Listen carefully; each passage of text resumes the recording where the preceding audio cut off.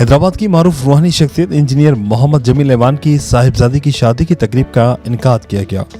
تقریب میں راحت کاظمی، ظاہر علی، خالد جمالی، کلیکٹر کسٹمز ملک ملازم، ایس پی اینٹی کرپشن حاجی مقبول میمن، جاوید سمو، ڈاکٹر نسیم اللہ قریشی، وسیم راجپوت، ڈاکٹر فرید شیروانی، سلطان شیخ وسیم راجپوت کے علاوہ حیدرآباد کی معروف سیاسی، سماجی اور مذہبی شخصیات نے شرکت کی۔ تقریب کی خاص بات خصوصی دعا تھی جو انجینئر محمد جمیل ایوان نے کروائی۔